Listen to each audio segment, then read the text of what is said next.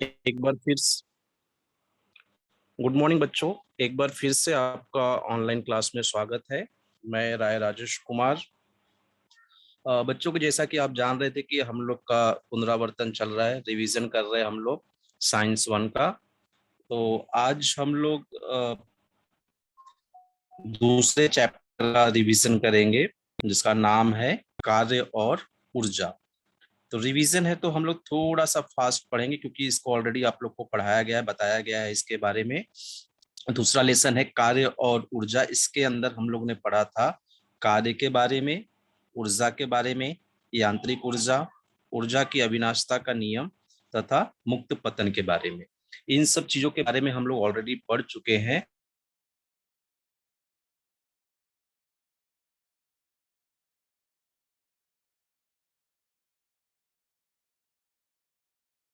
हैं कि एक बच्ची पढ़ रही है, एक बच्ची टीवी देख रही है, एक आदमी बोझा लेकर के सर पे खड़ा हुआ है। तो इसमें क्या कार्य हो रहा है या कार्य नहीं हो रहा? यहाँ पे यह जो कार्य है, हम कहते हैं हाँ कार्य है, पढ़ने का काम चल रहा है, कोई बोझा लेके खड़ा है, अपना काम कर रहा है, कोई टीवी देखने का काम कर रहा है, परंतु यह कार्य मानसिक और शारीरिक हो रहा है।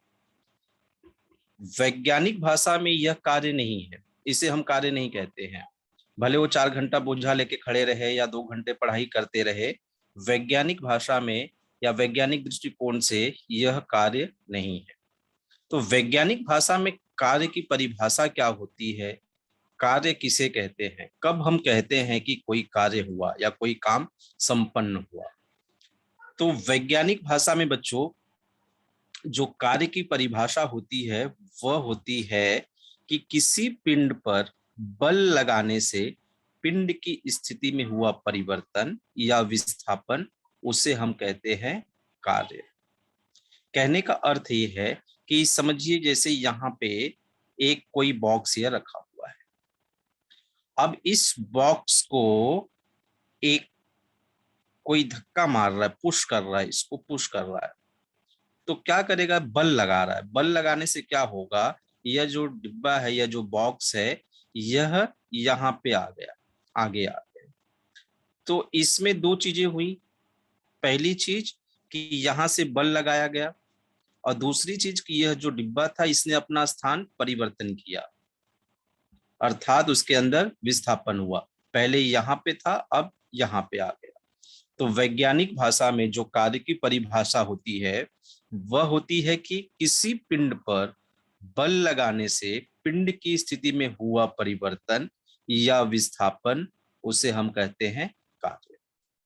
तो ये आप लोग को समझ में आया होगा कि कार्य का अर्थ, कार्य तभी होगा वैज्ञानिक दृष्टिकोण से, वैज्ञानिक भाषा में कार्य तभी होगा जब दो चीजें होंगी, एक बल और दूसरा विस्थापन। कि उसमें बल और विस्थापन, इन दोनों चीजों का होना जरूरी है। बल भी लगे और वस्तु विस्थापित भी हो, पिंड विस्थापित भी हो। इसलिए हम लोग कार्य का सूत्र लिखते हैं, कार्य बराबर बल गुणे विस्थापन। इसे हम लोग W बराबर F फोर्स और S डिस्प्लेसमेंट, विस्थापन, W बराबर F गुणे S से दर्शाते हैं। कार्य की जो SI इकाई है वह न्यूटन मीटर है अथवा जूल होती है। कार्य की SI इकाई न्यूटन मीटर अथवा जूल होती है। न्यूटन मीटर क्यों? यहां से अगर हम लोग समझेंगे कि बल की जो इकाई होती है वह होती है न्यूटन, इसलिए N न्यूटन, और विस्थापन अर्थात कि एक जगह से दूसरे जगह गया तो उसका मापन हम लोग मीटर में कहते हैं, इसलिए न्यूटन मीटर। तो कार्य की इकाई आप लोग याद रखेंगे, कार्य की जो एसआई इकाई होती है वह होती है न्यूटन मीटर अथवा जूल होती है। आगे बढ़ते हैं बच्चों, हम लोग देखते हैं कि यहाँ पे अब जूल क्या होता है, एक जूल क्या होता है। जैसा कि हम लोग ने देखा कि कार्य की इकाई न्यूटन मीटर या जूल होती है, तो एक जूल क्या होता है? एक जूल का अर्थ क्या होता है? एक जूल का अर्थ बच्चों ये होता है कि यदि 1 न्यूटन बल की क्रिया द्वारा पिंड का बल की दिशा में 1 मीटर विस्थापन होता है तो किए गए कार्य को एक जूल कहते हैं। अर्थ वही चीज है कि समझिए यहाँ पे यह कोई पिंड दिया हुआ है, यहाँ पे यह कोई पिंड दिया हुआ है। अब इसमें क्या करना है, हमको बल लगाना है। अब इसके अंदर समझिए यहाँ पर एक कोई आदमी है और वह इसमें क्या लगा रहा है, बल, इसको पुश कर रहा है, धक्का दे रहा है। तो यह क्या होगा, अगर समझिए यह बल कितना है, 1 न्यूटन मीटर है, वन वन न्यूटन बल है। और यह जो बॉक्स है वह अपनी जगह से हट करके ये यहाँ पे आ गया। तो अगर 1 न्यूटन बल की क्रिया द्वारा, या जब बल 1 न्यूटन बल लगाया जाता है, तो जो विस्थापन है, पिंड का विस्थापन है, वह अगर 1 मीटर होता है तो किए गए कार्य को हम लोग 1 जूल कहते हैं। इसलिए 1 जूल बराबर होता है 1 न्यूटन मीटर गुणे 1 मीटर। अब अर्ग क्या होता है, एक अर्ग का अर्थ होता है कि जब एक डाइन बल की क्रिया द्वारा पिंड का बल की दिशा में 1 सेंटीमीटर विस्थापन हो तो किए गए कार्य को हम लोग कहते हैं एक अर्ग। वैसी ही है जैसे हम लोग ने जूल का देखा कि 1 न्यूटन बल लगाने पर पिंड का विस्थापन कितना हुआ, 1 मीटर हुआ। यहाँ पे क्या कर रहे हैं, अर्ग में एक डाइन बल लगाने पर बल की दिशा में पिंड का विस्थापन 1 सेंटीमीटर होता है, तो उसे हम लोग कहते हैं एक अर्ग। तो एक अर्ग बराबर होता है 1 डाइन गुणे 1 सेंटीमीटर। यह बल लगाया गया और ये विस्थापन है। अब जूल और अर्ग में क्या संबंध होता है, जैसा कि हम लोग बच्चों जानते हैं कि 1 न्यूटन बराबर होता है 10⁵ 10⁵ डाइन, और 1 मीटर बराबर 100 सेंटीमीटर होता है, उसको हम लोग लिख सकते हैं 10⁵2। तो 1 जूल बराबर होता है 1 न्यूटन गुणे 1 मीटर। तो 1 न्यूटन बराबर यहाँ पे 10⁵5 डाइन, तो 10⁵5 डाइन इंटू 1 मीटर 10⁵2 सेंटीमीटर, 10⁵2 अर्थात 100 सेंटीमीटर।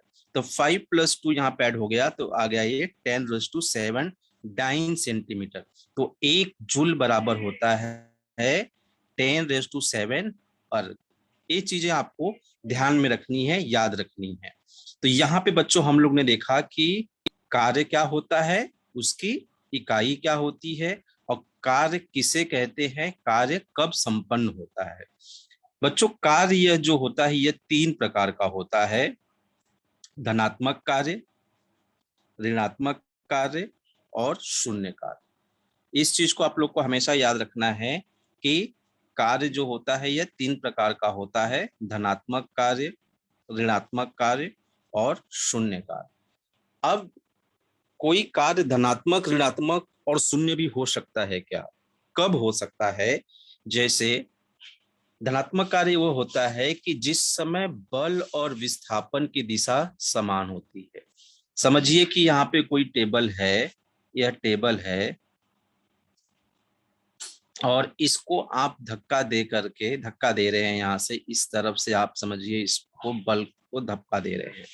अब आपका बल इस दिशा में है और यह टेबल भी विस्थापित इसी दिशा में होती है, तो इसे हम कहते हैं धनात्मक कार्य। और यहाँ पे यह देखिए दिया हुआ है कि थीटा बराबर 0 डिग्री। अब यहाँ थीटा का मतलब थीटा क्यों दिया हुआ है, क्यों दिया हुआ है, यह थीटा इसलिए दिया है कि समझिए कि यह एक टेबल है, इस टेबल को या इसी डायरेक्शन में, मतलब कि जो विस्थापन इसी डायरेक्शन में हो रहा है और जो खींचा जा रहा है वस्तु को वो अभी इसी डायरेक्शन में, इसी स्थिति में है। उदाहरण के लिए जैसे मैं आपको बताता हूं, यहाँ पे समझिए यहाँ पे यह एक खिलौना दिया है, ठीक है, एक खिलौना दिया है और एक बच्चा इस खिलौने को ऐसे खींच रहा है, इस तरफ से खींच रहा है, यहाँ पे इसकी डोरी पकड़ के बच्चा यहाँ से इसको खींच रहा है। तो हम लोग देखते हैं कि इसका विस्थापन इस दिशा में हो रहा है, लेकिन जो बल लग रहा है वह बल ये यहाँ से लग रहा है, यहाँ से खींचा जा रहा है। तो इसके बीच में यह कोण बनता है, एंगल बनता है। तो यह एंगल डिसाइड करता है कि जो कार्य है वह धनात्मक होगा, ऋणात्मक होगा या शून्य होगा। अब यहाँ पे जो धनात्मक कार्य होता है वह क्या करता है कि बल की दिशा और विस्थापन की दिशा एक ही है, अर्थात यहाँ पे एंगल नहीं बन रहा है, जो बल की दिशा है, समझिए यह बल की दिशा है और विस्थापन की दिशा भी इसी लाइन में, इसी में है, तो यहाँ पे कोई एंगल नहीं बन रहा था, जीरो एंगल है, इसलिए यह कार्य जो है धनात्मक कार्य है और थीटा का मान इसलिए यहाँ पे दिया हुआ है 0 डिग्री। उसी तरह से अब ऋणात्मक कार्य क्या होता है? ऋणात्मक कार्य का अर्थ होता है जिस समय बल और विस्थापन की दूसरा दिशा एक दूसरे के विपरीत होती है। हम मतलब कि बल हम लगा रहे हैं इस दिशा में और कोई चीज का विस्थापन हो रहा है इस दिशा में, दोनों अपोजिट, विपरीत दिशा में हो, तो उसे हम कहते हैं ऋणात्मक कार्य। जैसे अगर कोई बस समझिए चल रही है, अब बस चल रही है तो उसको हम लोग क्या करते हैं, ब्रेक के द्वारा रोकते हैं। तो जब ब्रेक मारते हैं तो उसमें घर्षण बल आता है, तो वह क्या होता है कि बस जो कि सामने की दिशा में चल रही, समझो इस दिशा में चल रही है, तो जब हम बल इस दिशा में लगाते हैं तो जब बस रुकती है, ब्रेक लगता है, तो वह अपोजिट, उल्टी दिशा में जाता है। तो यहाँ पे उल्टा कार्य हो रहा है, अर्थात क्या हो रहा है, हम लोग बल इस दिशा में लगा रहे हैं और विस्थापन इस दिशा में आ रहा है, और इसके बीच का जो एंगल यहाँ पे बनेगा वह बनेगा 180 डिग्री का। इसलिए यह जो कार्य होता है इसे हम कहते हैं ऋणात्मक कार्य। तो आपको यहाँ पे ज्यादा कंफ्यूज होने की जरूरत नहीं है, सिर्फ इतना ध्यान रखना है कि यदि जिस समय बल और विस्थापन की दिशा एक दूसरे के विपरीत होती है तो उसे हम लोग कहते हैं ऋणात्मक कार्य। अर्थात जिस दिशा में हम बल लगा रहे हैं परंतु पिंड उस दिशा में विस्थापित न होकर के उसकी विपरीत दिशा में विस्थापित हो रही, बल्कि विपरीत दिशा में विस्थापित होती है, तो उसे हम लोग कहते हैं ऋणात्मक कार्य। अब शून्य कार्य क्या होता है? शून्य कार्य का अर्थ होता है कि बल तो लग रहा है जिस समय बल लगाने पर, लेकिन विस्थापन नहीं होता है, अथवा बल और विस्थापन एक दूसरे के लंबवत होते हैं। अब यहाँ पे लंबवत होते हैं इसलिए थीटा का मान दिया हुआ है 90 डिग्री। जैसे कोई सामान है उसको नीचे से ऊपर आप उठा रहे हो, किसी समझिए किसी बॉक्स को आप नीचे से ऊपर की तरफ उठा रहे हो, तो इसमें क्या होता है कि ये डायरेक्शन ऊपर की तरफ बल लग रहा है, लेकिन एक गुरुत्वीय बल होता है जो ऊपर से नीचे की तरफ इस पे वर्क करता है। तो यहाँ पे जो एंगल होता है, हाइट का जो एंगल बनता है ऊंचाई पर, वो 90 अंश का बनता है। या आप समझ लो कि आप बल लगा रहे हो, कोई दीवार है, कोई दीवार खड़ी हुई है, आपको उस दीवार को उठा के दूसरी तरफ करना है, आप पूरी बल लगाएंगे लेकिन वह दीवार उठेगी क्या? नहीं उठेगी, वो अपनी जड़त्व के कारण वो अपनी ही जगह पे रहेगी। तो यहाँ पर बल लग रहा है परंतु विस्थापन नहीं हो रहा है, जो दीवार है वो उसी जगह पे है, वहीं पे है टिकी हुई। तो जब बल लगे परंतु विस्थापन ना हो तो उसे हम लोग कहते हैं शून्य कार्य। तो यह तीन कार्य हम लोग ने देखा बच्चों यहाँ पे, धनात्मक कार्य, ऋणात्मक कार्य और शून्य कार्य। धनात्मक कार्य क्या होता है? जिस समय बल और विस्थापन की दिशा एक ही होती है, समान होती है, उसे हम लोग कहते हैं धनात्मक कार्य। ऋणात्मक कार्य क्या होता है? जिस समय बल और विस्थापन की दिशा एक दूसरे के विपरीत होती है, हम बल एक तरफ लगा रहे हैं, वस्तु विस्थापित दूसरी तरफ हो रही है, तो उसे हम लोग कहते हैं ऋणात्मक कार्य। और शून्य कार्य क्या होता है कि जिस समय बल लगाने पर भी विस्थापन नहीं होता है, वस्तु अपनी जगह से नहीं हिलती है, अपनी ही जगह रहती है, तो उसे हम लोग कहते हैं शून्य कार्य। आगे बढ़ते हैं बच्चों, हम लोग देखते हैं फिर यहाँ पे। अब इसमें दूसरा, हम लोग ने कार्य देखा, उसकी इकाई और उसके प्रकार के बारे में देखा। अब यहाँ पे आता है ऊर्जा। ऊर्जा का अर्थ आप सभी को मालूम है, ऊर्जा अर्थात इंग्लिश में लोग कहते हैं एनर्जी। अगर हमारे अंदर एनर्जी नहीं रहेगी तो हम कोई भी कार्य सही ढंग से या जिस प्रभावी ढंग से करना चाहिए वैसे नहीं कर पाएंगे। हमारा अगर बैटरी, मोबाइल का बैटरी अगर कम रहता है या लो बैटरी रहती है तो धीरे धीरे वो बंद पड़ जाती है, क्योंकि उसकी भी ऊर्जा क्या हो जाती है, खत्म हो जाती है। तो हम लोग क्या करते हैं, उसको चार्ज करते हैं। चार्ज करने से क्या होता है, उस बैटरी को ऊर्जा मिलती है और वह काम करती है। जैसे हम लोग अगर खाना नहीं खाएंगे, 2-3 दिन उपवास रखेंगे, अगर हमारे अंदर कोई बॉडी में गया नहीं तो हमारी एनर्जी क्या होती है, डाउन होते जाती है, एनर्जी कम होते जाती है। तो यहाँ पे ऊर्जा अर्थात क्या होता है? ऊर्जा का अर्थ होता है कि पदार्थ में समाविष्ट कार्य करने की क्षमता को उस पदार्थ की ऊर्जा कहते हैं। कार्य और ऊर्जा की इकाई समान होती है। ऊर्जा के कई प्रकार हैं, परंतु मुख्य रूप से ऊर्जा के गतिज ऊर्जा और स्थितिज ऊर्जा होते हैं। तो यहाँ पे कहने का अर्थ ये है कि कार्य करने की दर को हम ऊर्जा कहते हैं। जैसे अगर समझिए कि एक 70 साल का कोई बूढ़ा इंसान है और एक 15 साल का यंग लड़का है, किसकी ऊर्जा ज्यादा होगी? किसके अंदर ऊर्जा ज्यादा होगी? जो 15 साल का बालक होगा। अगर उसको सीढ़ियां चढ़ना है तो 100 सीढ़ी 5 मिनट के अंदर चढ़ जाएगा, लेकिन एक बुजुर्ग आदमी उसी सीढ़ी को चढ़ने में आधे घंटे लग सकता है, 15 मिनट लग सकता है, क्योंकि उसके अंदर ऊर्जा कम है। तो पदार्थ में समाविष्ट अर्थात कि किसी के अंदर कितनी ऊर्जा है, उसके कार्य करने की क्षमता को हम लोग कहते हैं ऊर्जा। ऊर्जा और कार्य इन दोनों की इकाइयां जो होती हैं समान होती है। अब ऊर्जा के कई प्रकार होते हैं, ऊष्मीय ऊर्जा, ध्वनि ऊर्जा, प्रकाशीय ऊर्जा, कई प्रकार है ऊर्जा के। परंतु यहाँ पे मुख्य रूप से हमको ऊर्जा के दो प्रकारों के बारे में पढ़ना है। पहला है गतिज ऊर्जा और दूसरा क्या है? स्थितिज ऊर्जा। तो जैसा कि नाम से हम लोग इसको डिफाइन कर सकते हैं कि गतिज ऊर्जा क्या होती है और स्थितिज ऊर्जा क्या होती है। गतिज ऊर्जा को हम लोग इंग्लिश में काइनेटिक एनर्जी कहते हैं इसे। तो पदार्थ की गतिशील अवस्था के कारण पदार्थ को प्राप्त होने वाली ऊर्जा को गतिज ऊर्जा कहते हैं। अर्थात कोई भी पिंड, कोई भी वस्तु जब गतिशील अवस्था में है और उसके कारण उस पदार्थ को जब गति मिलती है, तो ऊर्जा मिलती है, तो उसे हम लोग कहते हैं गतिज ऊर्जा। इसके अंदर यांत्रिक ऊर्जा, विद्युत ऊर्जा आदि इन चीजों का समावेश होता है। अब जैसे इसका अगर उदाहरण आपको देना हुआ कि गतिज ऊर्जा क्या होता है, तो हम लोग क्या कहेंगे? जैसे हम लोग कोई गेंद फेंकते हैं, क्रिकेट खेलते हैं, तो गेंद फेंकते हैं तो गेंद में हम बल लगाते हैं तो उसके अंदर गति आती है, और वह जब गेंद, गतिशील गेंद, वह जब स्टंप से टकराएगी तो क्या होगा? उसके जो बेल्स हैं वो गिर जाएंगे। या कैरम खेलते हैं तो हम लोग अपना पावर, अपना बल किस में लगाते हैं? स्ट्राइकर पे, स्ट्राइकर को मारते हैं। जब स्ट्राइकर को हम बल लगाते हैं तो वह स्ट्राइकर गति करता है और गति करके वह दूसरी जो गोटियां होती हैं उनको मूव करता है, उनको वहां से विस्थापित करता है। तो आपको इतना ध्यान रखना है कि गतिज ऊर्जा क्या होती है? पदार्थ की गतिशील अवस्था अर्थात गति के कारण उस पदार्थ को प्राप्त होने वाली ऊर्जा को हम लोग कहते हैं गतिज ऊर्जा। गतिज ऊर्जा, इसके अंदर यांत्रिक ऊर्जा, विद्युत ऊर्जा आदि चीजों का समावेश होता है।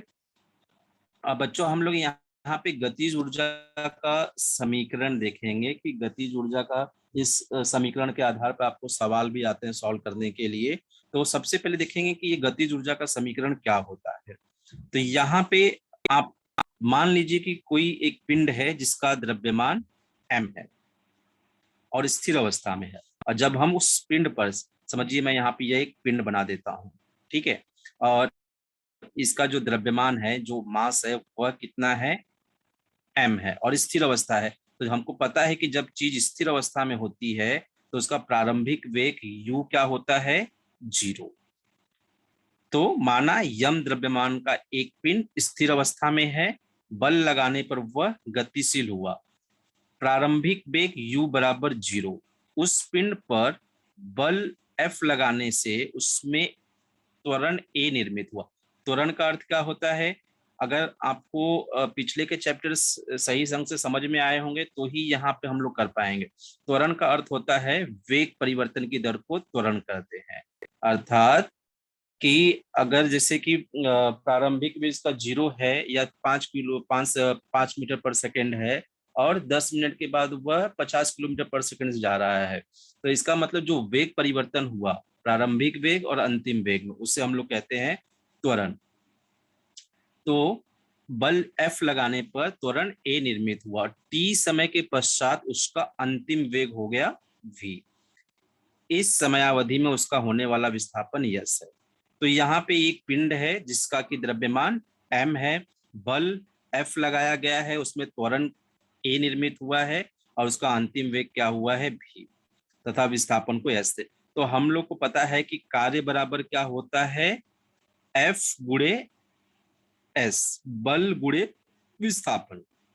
अभी हम लोग ने देखा कि कार्य किसे कहते हैं, जिसमें बल हो और जिसके अंदर विस्थापन हो। दो चीजें याद रखना है, कार्य कब होगा, जब बल लगेगा और वह पिंड विस्थापित होगा।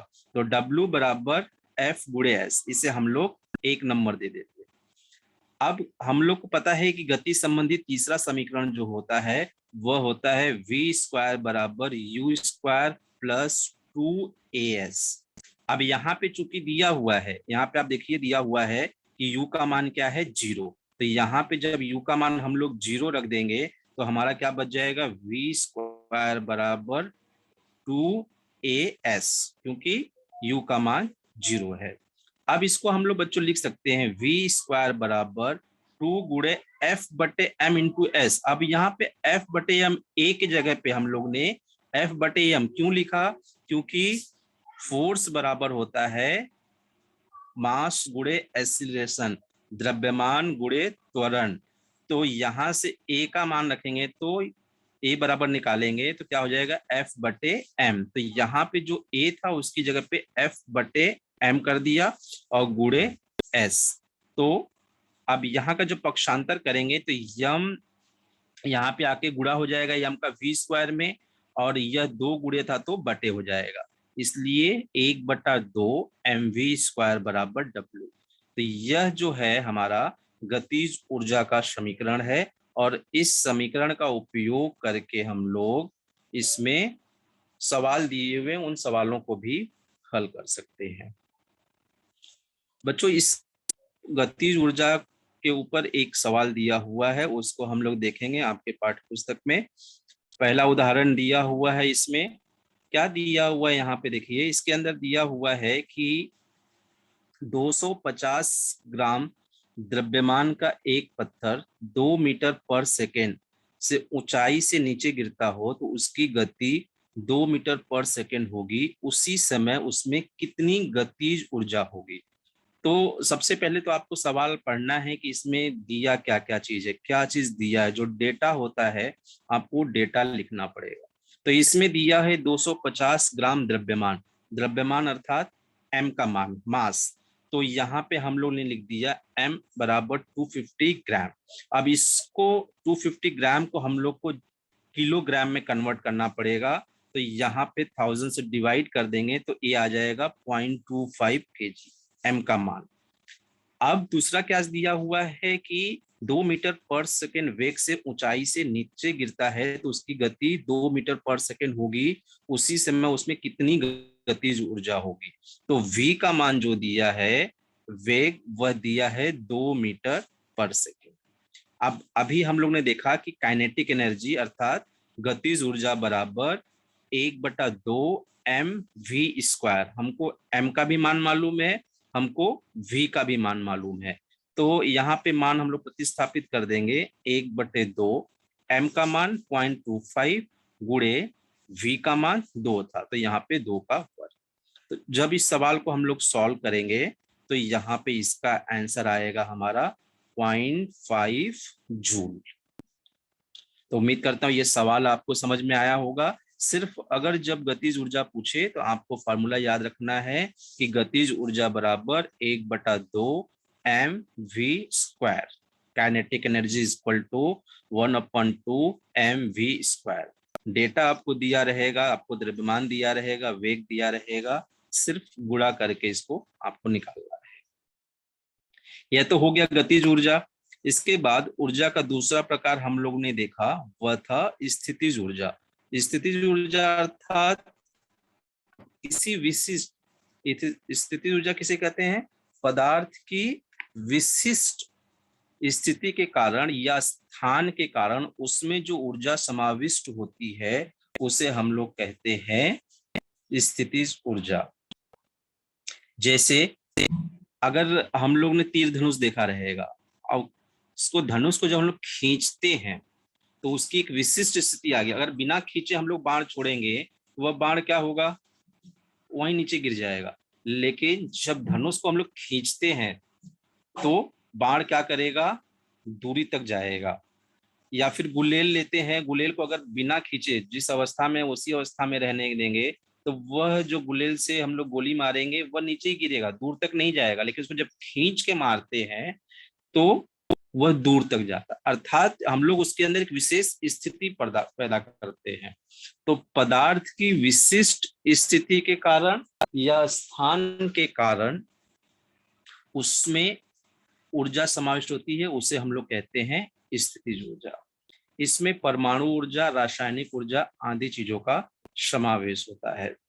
अभी इसका भी हम लोग देख देते हैं कि स्थितिज ऊर्जा का एक समीकरण हम लोग देखते हैं यहाँ पे, कि माना द्रव्यमान m है और पिंड के पृष्ठ भाग से h ऊंचाई पर ले जाने पर mg बल का उपयोग होता है, तो गुरुत्वाकर्षण के बल की विपरीत दिशा में काम करना पड़ता है। तो यहाँ पे हो जाएगा बल कार्य बराबर बल गुणे विस्थापन, वही चीज। अब यहाँ बल क्या है, mg, और विस्थापन h। विस्थापन अब यहाँ h इसलिए हुआ है क्योंकि यह हाइट पे जाता है, इसमें ऊंचाई का हमको दर्शाना पड़ता है, स्थिति को हम लोग ऊंचाई से दर्शाते हैं। तो यहाँ पे विस्थापन की जगह पे h लिया हुआ है, इसलिए आपको यह याद रखना है कि W बराबर mgh। g यह है ग्रेविटेशनल फोर्स, m मास है आपका। तो स्थितिज ऊर्जा के लिए आपको यह समीकरण याद रखना है कि W बराबर होता है mgh। इसे हम लोग कहते हैं पोटेंशियल एनर्जी। इसका भी एक उदाहरण बच्चों हम लोग देखते हैं, आपके पाठ्यपुस्तक में दिया हुआ है कि 10 मीटर ऊंची इमारत की टंकी में 500 किलोग्राम द्रव्यमान का पानी संग्रहित किया गया है। तो पानी में समाविष्ट स्थितिज ऊर्जा ज्ञात कीजिए। अब इसमें आप देखेंगे जब भी स्थितिज ऊर्जा एक विशिष्ट स्थिति, तो इसमें ऊंचाई की बात होगी। स्थितिज ऊर्जा के अंदर हमेशा आपको ऊंचाई की बात होगी।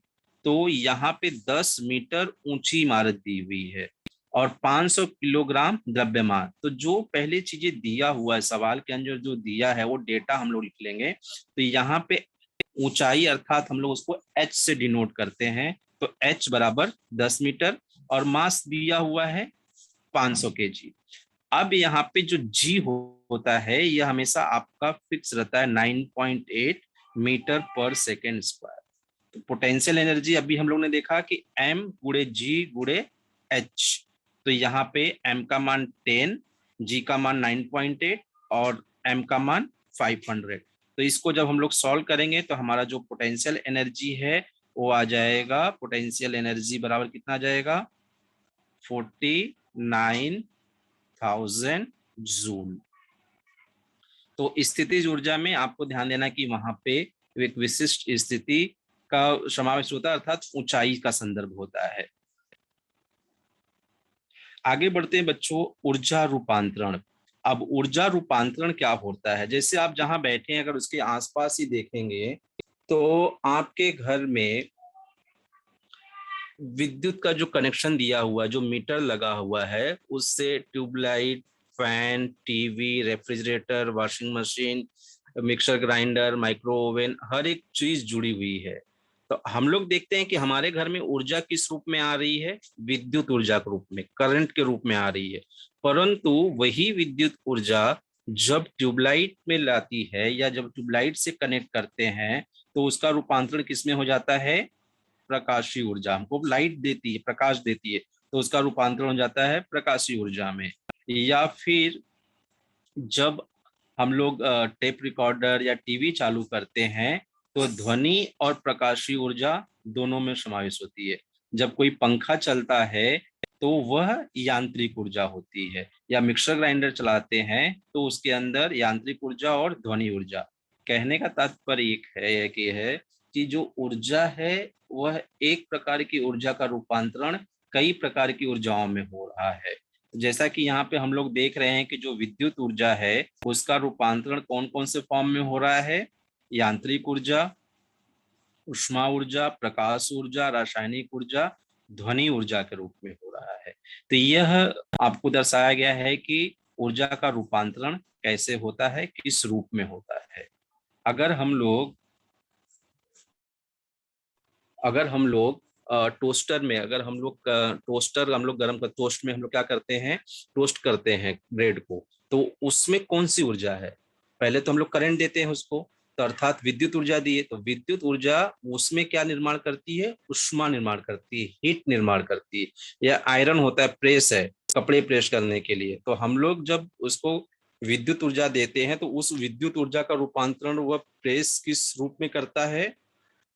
उष्मीय ऊर्जा के रूप में, हीट प्रदान करता है।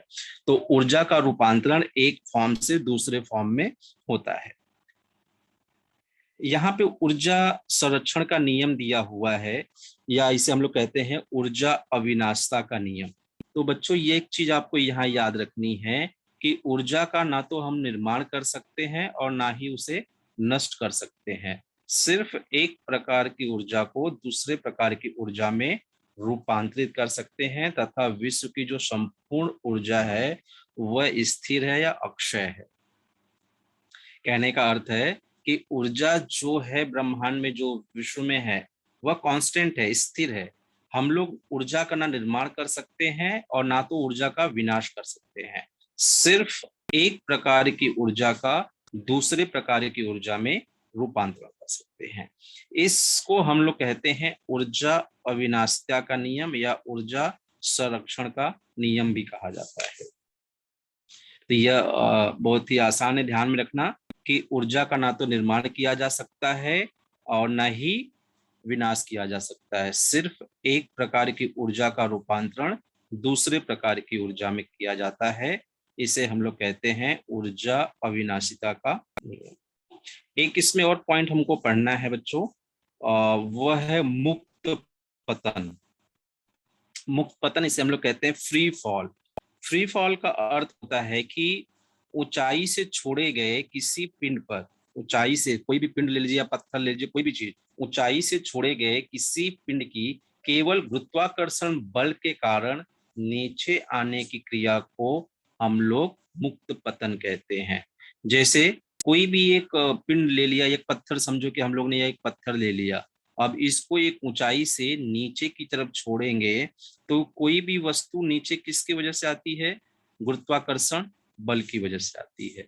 तो ऊंचाई से छोड़े गए किसी पिंड को केवल गुरुत्वाकर्षण बल के कारण नीचे आने की क्रिया को हम लोग कहते हैं मुक्त पतन या फ्री फॉल कहते हैं। इसे इस तरह भी हम लोग कह सकते हैं कि जब कोई पिंड केवल गुरुत्वाकर्षण बल के प्रभाव के कारण गतिमान हो तो उस गति को हम लोग कहते हैं मुक्त पतन। अर्थात किसी चीज को हम ऊंचाई से जब नीचे छोड़ते हैं तो वह गुरुत्वाकर्षण बल के कारण जमीन पर आती है, इसे ही कहते हैं हम लोग मुक्त पतन।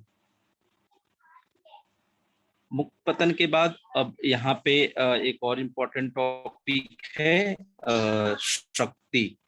शक्ति का होता है, आप सभी को पता रहेगा कि कार्य करने की दर को शक्ति कहते हैं। हम लोग ने ऊर्जा के बारे में भी यही पढ़ा था कि कार्य करने की दर को ऊर्जा कहते हैं। शक्ति की भी वही परिभाषा है, कार्य करने की दर को शक्ति कहते हैं।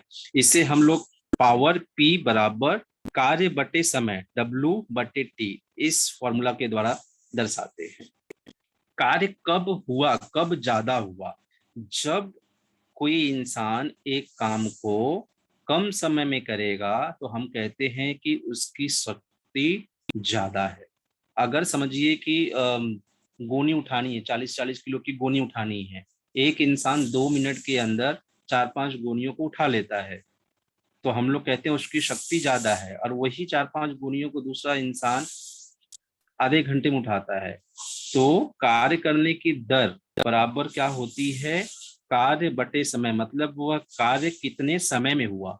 अगर कार्य ज्यादा समय में होता है तो शक्ति क्या होगी? कम होगी। अगर कार्य कम समय में होता है तो शक्ति क्या होगी? ज्यादा होगी। यहाँ पर शक्ति की जो इकाई होती है जूल पर सेकेंड, इसे ही हम लोग वाट भी कहते हैं।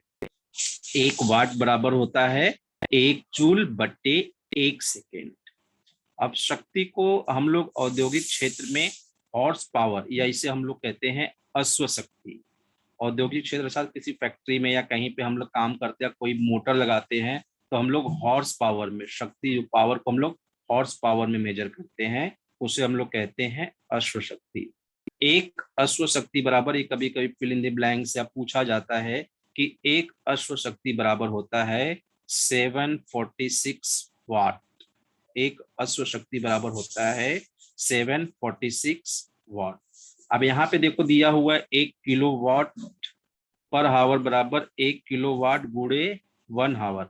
अब जहां पे भी के आए, किलो आए, इसका अर्थ होता है कि उसको मल्टीप्लाई बाई 1000 करने का। तो 1 किलोवाट है, तो जब वाट में कन्वर्ट करेंगे तो यहाँ पे 1000 से मल्टीप्लाई कर देंगे, कितना हो जाएगा 1000 वाट। और 1 हावर दिया है तो 1 घंटे को हम लोग ने सेकंड में कन्वर्ट किया, तो 60 गुणे 60 करेंगे तो ये 3600 सेकेंड हो जाता है। तो बच्चों आपको यहाँ पे सिर्फ यह जानना है कि शक्ति क्या होती है। शक्ति का अर्थ होता है कार्य करने की दर को हम लोग शक्ति कहते हैं, और शक्ति बराबर होता है कार्य बटे समय, P बराबर W बटे T। शक्ति की जो इकाई है वह होती है जूल पर सेकेंड, और इसे ही हम लोग वाट कहते हैं। अब इसके ऊपर भी कुछ शाब्दिक प्रश्न आपको दिया हुआ है, यहाँ पे लास्ट में हम लोग देखेंगे कि यहाँ पे 2 प्रश्न दिए हुए हैं शक्ति के ऊपर। तो सबसे पहले हम लोग एक प्रश्न को देखते हैं, यहाँ पे उसको रीड करते हैं। तो प्रश्न दिया हुआ है यहाँ पे आपको कि स्वराली 20 किलो वजन की एक बैग 5 मीटर ऊंचाई पर ले जाने के लिए 40 सेकंड लगते हैं। अब इसमें आपको फॉर्मूला याद रखना है कि शक्ति बराबर क्या होता है कार्य बटे समय, अर्थात कोई कार्य कितने समय में हुआ। तो यहाँ पे स्वराली को 20 किलो वजन की एक बैग 5 मीटर ऊंचाई पर ले जाने के लिए 40 सेकंड लगते हैं, तो उसकी शक्ति कितनी होगी। तो सबसे पहले हम लोग क्या करेंगे, डेटा लिख लेंगे कि जब किलो में दिया है कोई चीज, वजन दिया है अर्थात m का मान होता है। तो यहाँ पे m बराबर दिया है 20 केजी, और 5 मीटर ऊंचाई अर्थात h ऊंचाई है तो h 5 मीटर, और 40 सेकेंड तो t बराबर 40 सेकेंड। अब उसके द्वारा कितना बल लगाया गया, तो बल पहले, सबसे पहले हम लोग बल ज्ञात करेंगे। तो F बराबर mg, m कितना है 20 केजी, और g का मान मैंने बताया आपको 9.8 हमेशा है, ये आपको ध्यान में रखना है, ये कहीं दिया नहीं रहेगा। जो गुरुत्वीय बल होता है वह 9.8 मीटर पर सेकेंड स्क्वायर होता है, ये आपको ध्यान रखना होगा। तो यहाँ पर हम लोग ने इसका बल निकाल लिया, तो इसका 20 गुणे 9.8 करेंगे तो 196 न्यूटन आता है। अब ऊंचाई पर बैग ले जाने के लिए किया गया कार्य, तो कार्य बराबर क्या होता है W बराबर FS, फोर्स और विस्थापन, बल और विस्थापन। तो बल कितना लगा, यहाँ पे हम लोग ने F का मान निकाला 196, विस्थापित कितना हुआ अर्थात ऊंचाई कितनी दी हुई थी 5 मीटर, तो यह आ गया 980 जूल। जो कार्य हुआ वह 980 जूल हुआ।